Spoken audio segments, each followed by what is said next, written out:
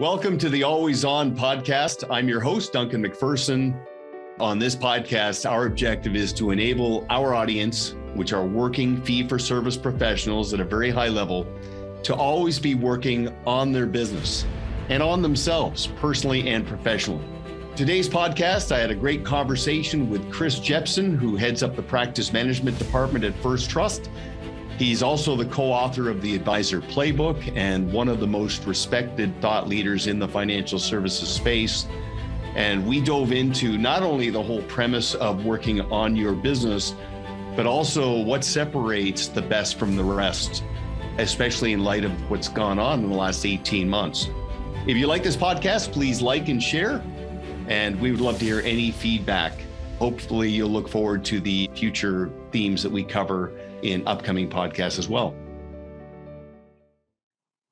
Hello and welcome to the Always On podcast. I'm Duncan MacPherson. Thank you for making the time. This is our inaugural episode, and it seems fitting that I'd ask Chris Jeppesen to join us. Chris needs very little introduction. He is one of the most respected and sought after thought leaders in the industry, working with practice management and client acquisition strategies for well over 20 years. Chris, you play at an unrivaled level for many reasons, one of which is you're surrounded by probably the most elite wholesaling team in the financial services space. They put you in front of terrific audiences. Thank you very much for joining us here today on Always On. Hey, I'm super excited to be here. Anytime we get together, it's just the thoughts just flow. So I'm excited to be able to share with everybody what's been going on. You're right about the First Trust wholesaling team. They have been an invaluable resource for providing me the content that I share with advisors around the country. Let's make no mistake, as far as thought leader, maybe thought regurgitator, probably a leading thought regurgitator, but that's about it. I'm excited to be here. Thanks, Don. Yeah, right on. And well, aggregator first, right? So you're exposed to so much information, you sift through it, what works, what doesn't. And, you know, it's interesting, Chris. I mean, here we are, it's September 2021. You and I haven't been in the same room physically for 18 months, although we've known each other now for quite a while. We co-wrote the Advisor Playbook, which has been very well received. But to your point, we've had several interactions, sharing best practices. I know you're a serious student, and Always On means work on yourself personally and professionally, work on your business in terms of professional contrast, enterprise value, client experience. What I'm curious to kick this off with is, what has this last 18 months revealed for you in terms of what the best financial advisors what makes them tick, what separates them from the rest? I'm curious about that. Well, it's been revealing. I guess that would probably be the best word to describe the last 18 months or more even now. And who knows what will come. There has been a common characteristic that has persisted, Duncan, that I've witnessed. I think you would say probably the same thing over the last 23, 25 years, I guess, now, following top teams and top solo practitioners and some family offices, really the whole gambit, right? What is it that makes them unique? Well, the last 18 months has shown something to me. It's shown me that the first 20 years in their business was no fluke, right? You're like, well, the market's been really good. Everybody's done well the last 10 months coming into the pandemic. There was no excuse not to have done well. But the last 18 months, we've seen, and I'm glad that it's happening, because I would have thought that this would happen, is this dispersion of really a separation from the elite, from the average, or the elite from the select, right? Because these are the advisors that, when things got a little different, they were quick to adapt. So I guess if you were to ask me what's been most revealing to me, is their ability to adapt to current circumstances and embrace the changes that were being thrown at them, rather than kind of fight them off and hold and hope for some kind of return to normalcy. That isn't what I saw. And if you think about it, it's probably the same with everything, right? It's not just financial services. We were just discussing, the Tour de France before we went live. And, they're all like in clumps, right? I mean, everybody's riding together. And then when the mountains come, you really see the climbers. They separate themselves in a big way. And you're like, wow, they're all phenomenal cyclists. They all been doing so great. But how are these climbers so much different to put that kind of distance between them and the rest of the pack? And I think what this has revealed for me in the last 18 months is that the climbers always had the ability to climb in the face of adversity. And they're proving it now, embracing technology, right? The new advances in technology and the reach that they can through social influences. There's some amazing success stories that I think you've kind of seen the same as I have there. Well, and that's such a great analogy. And I think part of that begins with a mindset that the top cyclists, they don't dread the mountains. They anticipate them. They're actually looking forward to them. And because they know not only this is what's going to put some space between me and everybody else, but I think they thrive on the friction, the adversity. It is very revealing. And it's interesting because I talked to a friend who's not a financial advisor, but he's a client of a financial advisor. And every now and again, he sort of throws out these little subtle barbs about, I don't know if, I really need a financial advisor.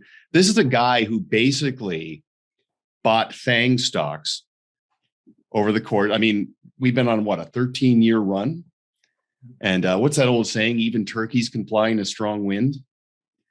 And back to your analogy about the mountain, I think right now, and this is what I said to my friend, I said, your financial advisor is going to be indispensable to you, not just because of what we're heading into, what we've been through, but your needs are going to become so much more complex. Your kids are older. You've got aging parents. Right now, I want you to focus on what your advisor is worth to you, not what he costs, okay? Because you've had some incredible lift. Don't take that for granted. And I see a bit of complacency, I guess you could say, between 2008 and 2021. But the best advisors, I think, is they also had a little bit more mileage to mature. They view this as a calling. And I think sometimes they're taken aback at how much impact and relevance they can have on a family. And you shared with me a story about a financial professional who had a client going through a pretty serious personal episode. And it was profound. It first of all, it confirmed, right? Facts tell, stories sell. It was such an incredible story, but also just about the calling of the financial professional. If you don't mind, I'd love for you to share that story. Yeah, it was a really revealing one again. And like you said, back to that climbing analogy, they look forward and anticipate the mountains because they've trained for them. Advisors that put processes in place early on prior to the pandemic, they really put distance between them and everybody else because they had done what we had suggested all along. There's two types of pain that everyone experienced in the last 18 months. You either experience the pain of discipline or the pain of regret.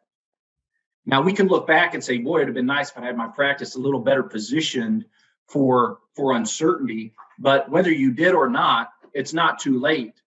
The discipline to act, to put these things in place, will really separate you. And those clients that need you will find you. And this story that you're talking about, this was just a couple of weeks ago. And it was an interesting one. We were just talking about referability, advocacy, and the like. And I said, why don't you share with me one of your success stories, leveraging the resources and the practices that we talk about in the Advisor Playbook. And he said, Chris, I got to tell one to you. He said, an accountant that we work with, who's not a client, by the way, and that's kind of another story, but very much respects the advisor's business, had a client, the CPA did, that he asked if she would visit with this investment advisor. And the financial advisor says, I'd be happy to visit with her. So the accountant sets up the meeting, calls this lady, and this is how the call started. She says, listen, I understand Mr. Brown, the CPA, suggested that we talk, but before we get started, this is what she says, before we get started, I don't really have a need for an investment advisor. That's kind of not where we're at right now. but the CPA suggested we talk, so we're having this call. And so now the financial advisor is like, hey, great, nice lead, Mr. CPA. If we could get the ones that kind of want me, would be nice.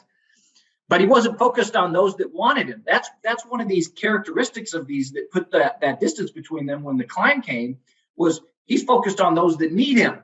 And so he wanted to find out, this is what he says to her after she says, I don't need an investment advisor. He says, fair enough. He says, why don't you share with me your situation and see if I might be able to direct you to someone who maybe can help. She says, well, my husband just resigned from his job where he's a partner of a law firm. And at this law firm, he was unable, because of a health condition that he didn't want anyone to know about, found himself forgetting things and unable to perform at the level that he had become accustomed to, and didn't want the partners to say something to him first. So he went ahead and put out a letter of resignation. And his wife was just telling the advisor, like, I had no idea he was going to resign. I understand why he wanted to. He didn't want to be embarrassed for what was to come down the road. But we can't afford this. We hadn't planned for this. We have credit card debt. We've set aside some money, but not enough that I believe we can live the way we want to live. And the financial advisor says, hold on a second.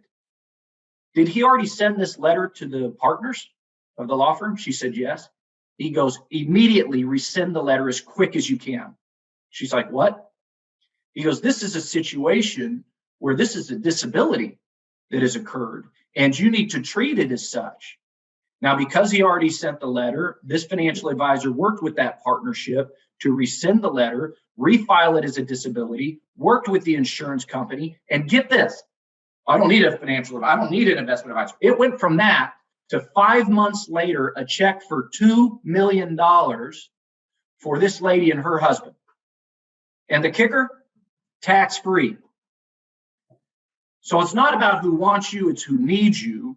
And the very best are identifying and able to find where they're needed, and then able to communicate in such a way that those people will embrace that professionalism. So I love, and for every financial advisor listening in, it gives me goosebumps wearing a long sleeve shirt, but you can't say, I love being able to tell those types of stories, because without you, the financial professional, folks like that go destitute. I mean, it really would have been a different scenario. And there's nothing like being able to have that kind of an impact. So it's stories like that you hear as well that make me realize that the last 18 months has been more revealing than anything. Okay, that story had the exact same physiological impact on me just now as it did the first time. And I mean, what it confirms is, and I'm sure that advisor is thinking, wow, this is a fulfilling role I play. I don't have to do this. I get to do this. I know you're a big fan of Jim Rohn, and he always says that, and I'll just paraphrase on the context of advice, there are examples and warnings that come from either taking or ignoring advice and valuing advice. And what's interesting about this is, as a fee-for-service professional, so somebody who thinks for a living, what you're exceptionally good at is helping a financial professional capture an episode like that and turn it into an intellectual property that can be invested into other relationships. So it's not just about, okay, I've got the goods, I've got the technical ability, I'm really good at what I do. Let me share something with you that you can relate to that would probably have the same impact on a client that it had on you and I. So I know you've got this packaged in a format and a best practice. Do you want to share how somebody can capture a story and invest it into other relationships? Sure. And this was a result of that packaging. And that's how that advisor shared the story with me, was a result of something that was adapted from a good friend of ours who wrote a book called How to Get Your Competition Fired. His name was Randy Schwantz. And he shared this with me, and I've tweaked it a little bit to our industry. And I've used it with very good results among elite advisors, giving a framework for exactly how do I tell an effective story that communicates certain things. What do we want to communicate? We want to communicate that we have capacity. We want to communicate that we're growing. We want to communicate that we have services and solutions that they're not aware of. We want to communicate what the results are by having that professional advice and putting it into practice. We want to answer the questions that they don't even know they should be asking. And here's how it starts. SONAR. That's the acronym. SONAR. This advisor says to me, Chris, let me share with you and ask here a situation of a family that came referred to us from one of our CPA friends. You see, they were in a situation where he had an illness and was embarrassed to talk about that illness. So he resigned from his job that he had worked for and worked hard to achieve for decades because he was unable to perform at the level he wanted to. What he wasn't aware of is they're laid in an opportunity. That's the O. The opportunity to reclassify this resignation as something beyond a resignation, but as a disability. What he needed was a financial professional that could uncover that need, understood the law, the implications of disability, and was able to engage with both the partnership and the insurance company to put in place a disability claim, which resulted in 5 months later, $2 million tax-free to the family. So that's the situation, that's the S. The O was the opportunity that the financial professional uncovered. The N was the need that financial professional addressed. The A was the action that was taken. And the R is the result. That was $2 million. You can apply this framework anytime you're telling a story. I like to encourage financial professionals that when they get into a casual conversation like what we had before this launched, right? Before the podcast. Hey, what have you been up to? What's new? What's the latest? And, I got to share with you. We had the coolest story. This situation happened where we had this family came referred to us from one of our valued partners. He's a CPA, really good CPA, by the way, but not the point. Let me tell you about this family. So if I just said that sentence alone, I just communicated what? We're growing. We grow by referrals. They come from our outside partners. And I haven't even started the story yet. Of course, I could sit there and say, listen, Duncan, I want to let you know that we're taking on new clients. We like new clients, and we'd appreciate whatever you could do to help us bring in more. That'd be great. I mean, you could go that route, right? So I do love that. I love that story framework. And I just love to get to hear so many of those good stories from advisors that are using it. Well, and what you're basically forcing advisors to do is to professionalize their interactions and turn them into intellectual properties by giving them that frame and not winging it, and getting a client to buy into my sense of purpose as a financial professional. So it's not just that I've got the technical ability. And incidentally, for anybody listening in, we have captured a lot of this in a couple of resources that both Chris and I did that are available through your First Trust wholesaler, one of which is called The Vein of Gold. The other is Total Client Engagement. So if you don't want to reinvent these wheels and you want to stretch yourself a little bit in the spirit of professional contrast, make sure you look for that. And, Chris, at the outset, you talked about adapting. And you're right. The best are incredibly innovative, and not just when there's friction going up the hill, right? I mentioned to you, there's a great YouTube video of a cyclist named Michael Guerra. 4 years ago, he was toward the back of the peloton, the pack, cycling, and they crested a hill and started going down. Everybody's pedaling like maniacs. And Michael Guerra decides, you know what? I'm just going to lay down on my seat and go flat out like Superman. He passed everybody, including the pace scooter that was in front of the peloton. And actually, I just saw that the rider of the lead scooter, he laid out flat too to catch up to the cyclist. Effortless, but talk about innovation and somewhat counterintuitive. I'm just going to take some of the friction away. So yeah, anyway, Sonar, and you're right, Randy Schwantz, the wedge and how to get your competition fired, incredibly powerful resources. So let's continue on the theme. So very revealing, but Chris, also for me, very validating, especially in the distinction between salesmanship and stewardship. I can only imagine how much friction there would be for somebody whose whole approach revolved around products, pricing, and performance, right? The hunter-gatherer out there trying to make a sale in the last 18 months with all the disruptions to the, what was normal.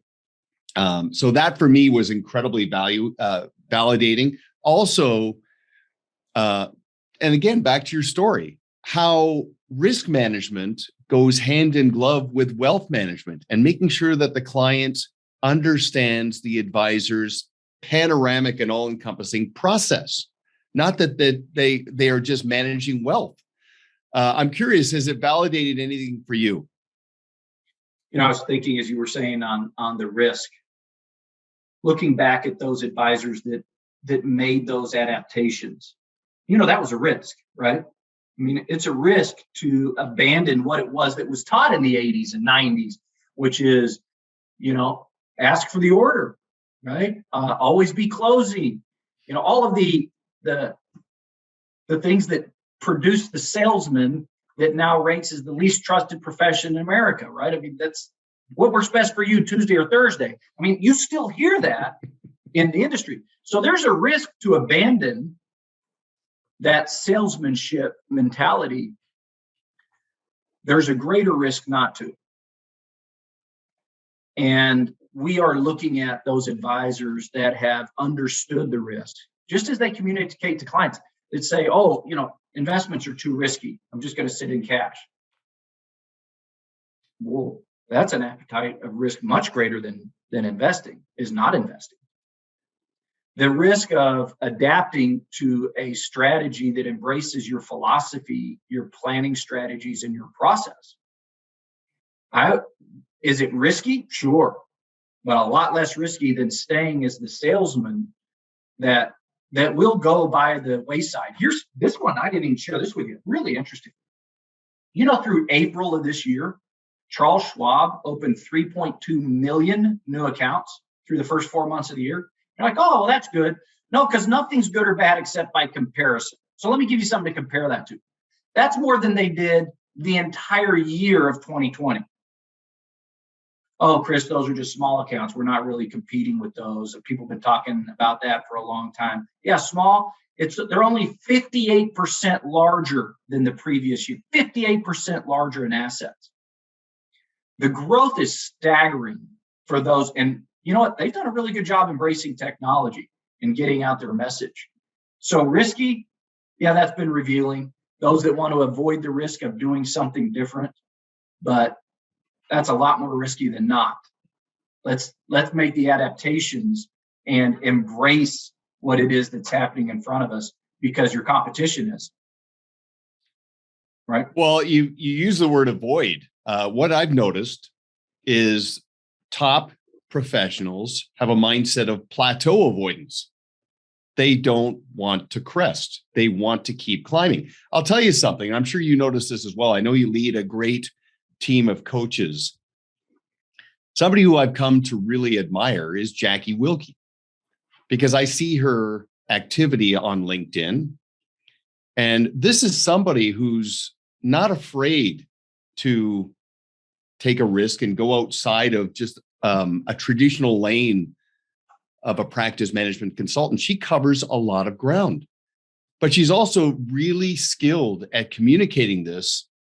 I know in person, but also virtually. So I don't know what brought that out, because I know she was always good, but I've seen her really go to another level in the 18 months. I don't know what your thoughts are on that. It's the same thing with, Ted and a number of other really good advisors embracing social networking and the new wave of communicating. And she has always been one to quickly adapt. And I would say that that's just a characteristic of, and if you look at First Trust and Pareto as companies, we were hiring in 2008 at First Trust. Nobody was hiring in 2008. Yeah. Right? Why would we do that? Well, we're contrarian, but we also have the long view. And we're okay to take that risk. And we're encouraged by Jim Bowen to do it. Create that time. One thing that Jim says a lot is there's no difference between someone who can't read and someone who doesn't read. Like if you've got a laptop in front of you that's got a camera on it and you're not using it, right? There's no difference than being out in a jungle with a rotary phone, right? I mean, embrace what it is that we have and leverage the ability to grow with these different resources. It's interesting. I've gone back to read a couple of books by futurists, Alvin Toffler and John Nesbitt. So Alvin Toffler's book, Future Shock, written in 1970. I just wanted to get a sense for if what he saw in the future actually came to pass. And he talked about... Did he talk about the Cubs winning? I don't know if he called that one, but he did talk, to your point about Jim Bowen, the new illiterate, and not the ability to read or write, but the ability to learn, relearn, or unlearn. So to break some of those patterns. John Nesbitt in Megatrends, 1982, that one really shocked me in terms of the things that he saw coming down the road between then and now. So I encourage people to just sort of, again, in the spirit of investing the past into the future, those are quite fascinating reads. And there are summaries of those books that can get you right to the core of the message as well. But I wanted to talk about a little bit about the future. One adjustment that I've seen top fee-for-service professionals make is further embracing the art and science of future pacing. So getting a client to look past short-term volatility, obstacles, noise, and really focus on the trajectory of where it's all going. Where's the relationship going? Where's the plan taking them? And getting them to buy into the fact that, look, we are so far out in front of your evolving needs. As your life changes, we'll make the adjustments. That's the beauty of having a process. And getting the client to buy into that client experience, getting them detached from that short-term performance issues, among other things. Have you seen adjustments, little tweaks like that? Yeah, I mean, I think that goes to just the natural flow from what we saw over the last 18 months, right? They didn't just react to what was going on for the pandemic, but identified that this is kind of a new wave, a new thing, new way of, it's the communication's probably been the best, is the most apparent one that I would notice is, Kevin Bishop and Jackie Wilkie you mentioned earlier wrote a white paper identifying what it was that future financial professional would look like. And they used the analogy of stereo, and 2-channel stereo was fantastic. It's all we had forever, right? And 2-channel stereo was really, really good. And it wasn't until someone heard surround sound that they thought, well, I'm never going to listen to 2-channel stereo again. And 2-channel stereo is phone calls and emails. And it's fine. I mean, it's worked, but it's not all of the other multi-channeled approaches to communicating with clients, and embracing that and incorporating that surround sound impact of communication is probably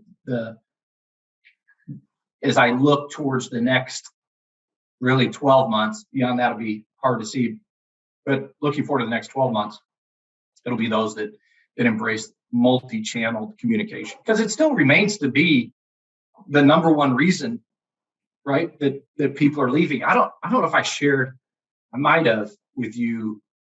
I had a really interesting text come to my phone from a former Canadian who is now a very wealthy individual, 9+ figures, well into the 9 figures. And I know him casually, not like we've been to dinner before, but we don't regularly go out. And he's only approached this deep 9-figure net worth after going public recently, and articles and Forbes and things reference him. So I know he's connected, but he knows what I do for a living. He knows that I work with the greatest financial professionals in the country, the elite, irrespective of the firm, right? So he sends me this text, and I'll summarize it for you. I should probably pull it up. It's unbelievable. And I see it's him. I'm like, oh, what's he texting me for? Open it up. He goes, listen, I understand you're in the circles of top financial professionals. I am going to be letting ours go because of the financial products that they had pitched his less financially sophisticated children. That's how he worded it. And he says, we're a complex type family. And then at the end, he goes, we're a pretty large account. I'm like, yeah, I get it. Right. That's the kind of, pretty large account. And I started thinking about that. And I won't mention the firm. They know already. But someone's about to lose on around $1 billion in assets. And it really boiled down to that thing that we talk about all the time. And that is that level of communication and what that advisor had done is communicated salesmanship, not stewardship. I mean, to use the word pitch, I mean, it's almost got like an undertone to it, doesn't it? It's like you could tell the disdain that he must have had to even put that into the text, pitch. And then to come back with less financially sophisticated. Yeah, my kids, they're in their 20s, but they don't know what they don't know. And for you to approach like that, at least they hadn't communicated with the big guy, what it was that they wanted to do. Now it's gone. It's not salvageable. That relationship has ended. And I believe that's just a microcosm of a mega relationship that is happening all over the place. And I think Charles Schwab has positioned themselves in a really good way to attract some of those. They couldn't handle this relationship. I had to refer them to somebody else. But these are the kind of things that are still happening. And they're happening a lot. Well, just yesterday in a consultation, I had to stop and pretty much shake an advisor over the phone because he, on several occasions, used the words pitch book. And I said, it's not a pitch book. It's a playbook. Your value is bought, not sold. You're not trying to convince anybody to do anything. I just want you to professionalize everything you do, standardize it. So it's not the Chris show. It's not the Bill show, right? You've actually got a business, not a book of business. You've actually got an enterprise. So to your point, and this is a team well over $1 billion AUM themselves. But interesting about communication, one adjustment that I've seen top teams make is not only scheduled proactive communication with their clients, but also with their teams. Especially with the disruption, everybody was tethered together virtually. Many of our top teams, we said, look, 5-minute virtual huddle every day, scheduled same time every day with your entire team. 5 minutes. Wins, misses. Just 5 minutes and then move on every day, same time. Once a week, 1 hour. World stops, right? Couple hours once a month. Half day every quarter. Full day once a year. And every single session has the same level of importance as a client meeting. Which brings up a really important point. And this has been a recurring theme for me in our consultations. I'm asking advisors, what do you really manage? Now, it's a bit of a trick question, but I'll just stop and say, what do you really manage? And what do you think the knee-jerk reaction is when I say, what do you manage? $1 billion. Right. I manage money. And I said, let's break that down. Yes, you manage money. but you also manage a business and you manage people. Now, the way you manage money, I will never trivialize it. It's really important. It's your core competency. Your technical ability is really key, but it's a bit of a minimum requirement. It's commoditized, it's not proprietary. The way you do it is not exclusive to you. So my point is, there have been opportunities now, and we've seen sort of two addressable audiences emerge from this. For some advisors who have plateaued, and it's revealed that they're striving to simplify their lives, right? Regain some liberation and order in their lives. Make sure the business serves their life, not the other way around. I've actually said on many occasions recently, maybe you should get out of the asset management business and outsource that to somebody who's really cracked the code and's got scale. Liberate yourself to go deeper into managing what's yours, proprietary. Manage your business and manage your clients. And that is, we could do a separate podcast just on growing down, simplifying, outsourcing the commoditized. So I know you and I talk about this, but I'd love to hear your perspective on that mindset. Probably the same thing with every advisor that's listening to this podcast. As you describe that, you think of all of whether it's your own practice or other practices that would be applicable for. This idea of thinking that we are wealth managers and that's what differentiates us. If you asked earlier, what are the advisors of the future, the fastest growers doing? They are outsourcing. They know that there is no way that they could, in their 40 hours a week, if that was all they did, was read K1s and research reports and follow relative strengths. And if that was all they did, they're still just one person, right? It's not 30 CFAs they're not distracted by having to take an inbound phone call. These are people, this is all they do.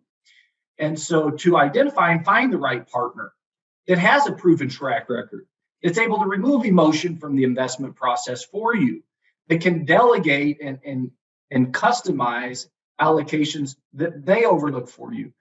They are managers of managers, is what I've noticed. And to deal with the minutia of individual holdings. And I know people have been talking about that for a long time. And there have been, well, Chris, I'm discretionary. I can do it in a much more efficient manner. Look, I can appreciate that. And there are examples of it. Look, I have teams I work with, I'm sure you do, that are able to do it. But boy, they're few and far between. And for every one of those, it's almost like talking to somebody that, hey, Bill Gates dropped out of college. I don't need to go to college. Yeah, that's one way to think of it. Yeah, so-and-so manages their own portfolios and they seem to do pretty well. Yeah, that's one way to think about it. Or you could just look at the probabilities. And what are your chances of success if you focus on managing the relationship and delivering an experience that's referable to clients? What's that outside opportunity? And that's risky, Chris. I mean, my clients have grown accustomed to, me pitching ideas rather than positioning a philosophy. That's risky to not adapt. And so I would encourage anyone, and this is something you don't have to reinvent the wheel on. We do this all the time. I know that your First Trust partners help with this, but if you'd like to see sample of what some of these allocations look like that these large teams are using, you don't have to use it, but at least it'll give you an idea like, oh, so that's how they're able to bring in 100 million net new every year for 8 consecutive years. That's what it does. It's not just the premise, and you break down cause and effect, because you're absolutely right. Like, of all the things you manage, well, yeah, you manage time. It's finite. If you work 45 hours a week, it's probably 15 managing money, 15 managing your business, and 15 managing your clients. What if you outsourced the first 15 and then invested that into the business and the clients? That extra 15 hours. That's where you unlock so much opportunity, not to oversimplify it, but there's a 2-for-1 on that too, because it's like 4 savings, because every investment of effort into the business and into the client also contributes to not just the stickiness, but the enterprise value. And the enterprise value of a business today versus 18 months ago, the multiples, it's ridiculous. But it again, back to your analogy about the mountains revealing the climbers. Every business is built to be sold, always working on your business, contributing to your enterprise value. Your enterprise value is not enhanced solely because of your technical ability. It's because of your approach to practice management and relationship management. But that brings us to the other side of the coin. So you've got this one group who's saying, okay, I just want to simplify my life. This last couple of years has been a little rough. I've got about 5 years left. I want it to really be rewarding and fulfilling. I want to be in a zone of contentment and zen. That's a really meaningful group of people. On the other side, you've got these groups that are like, this is where we win. They're so ambitious and they're like, let's go deeper. Let's get more. And what's interesting, and we covered this quite a bit in the Vein of Gold series, but the advisors that are reimagining their business saying, okay, intellectual property. Like I know an advisor in Colorado who is standardizing his entire approach, his way, and he's going to monetize that by saying, hey, other advisors, why reinvent the wheel? Just do it my way. It's turnkey, it's panoramic, just add water. He's creating another income stream for his business. You have other advisors that are saying, hey, look, get out of this mindset of households and holdings, adopt my model, and I will show you how to go deeper into your business and deeper into your client relationships to attract $50 or $100 million a year consistently. Another income stream. And then you see the advisors who are going all the way across the spectrum. Now they're completely franchise ready. Their organic business is a proof of concept. It's captured in a playbook that they can put in the hands of somebody else. So they can actually go out and buy a business. And if they buy an $80 million AUM business, when they transition those clients over and elevate them, now it's a $100 million business because of all that dormant opportunity that was just unlooked previously. And they're attracting advisors to draft in behind their process. That to me is so exciting. It's rejuvenating. I know it is for you as well, but it's the next frontier of opportunity in this business. So I'd love your perspective on that as well. That's good to great, isn't it? I mean, that's really what it is. And it's funny how all these principles across all of our favorite reads just continue to present themselves in real life and in real practice. So what is a valuable enterprise? Well, just ask yourself, if you're listening to the podcast, you didn't show up to work this morning. You just didn't go. And then you didn't go the next day or the next day. Maybe you missed an entire week and you didn't give anybody a heads up. You missed a week. How do you think that looks when you come back? Now, if your answer isn't, well, seamless. The most effective CEOs are those that make themselves replaceable with process and with a philosophy that permeates among the other members of the team. And the side effect of that too is no client wants to be at the mercy of a maverick talent either. Well said. No client wants to feel that, hey, you're getting up there in age. Things happen. That's such a good point. I mean, yes, I know we're like broken records where we say to the lead advisor, do you need to be present for your practice to be productive? Yes or no? And very revealing. But I never thought about that actually, where it was client facing, right? The open kitchen, where the client realized, okay, yes, I like the people, but I also like the practice and the process. And it doesn't feel like a handoff if I'm talking to somebody else other than my lead advisor. Right? That's actually a very powerful distinction. I've got one last question for you before we wrap up. And I'm just curious about this more than anything, because your wholesaling team is unrivaled. They are among the very best in the industry. I'm curious, what has this last 18 months revealed for them? Or I should say management, Jim in particular, Bowen, the CEO of our firm, really allows a lot of the same principles that we talk about here among top teams, allows our wholesalers to run their own business and identify and add value, irrespective of the times. Why is it that we had our best year ever in a time when we can't meet face-to-face in a lot of places around the country? Because the emphasis has always been on the financial professional. And everyone knows it that's listening to this. When was the last time you saw a First Trust commercial or a First Trust Stadium sponsorship? What we sponsor is the advisor. We're advocates for them and their clients. And we want to provide the resources to make both look good. And if we could earn an opportunity, and that's as humbly as you hear it in my voice, I mean it.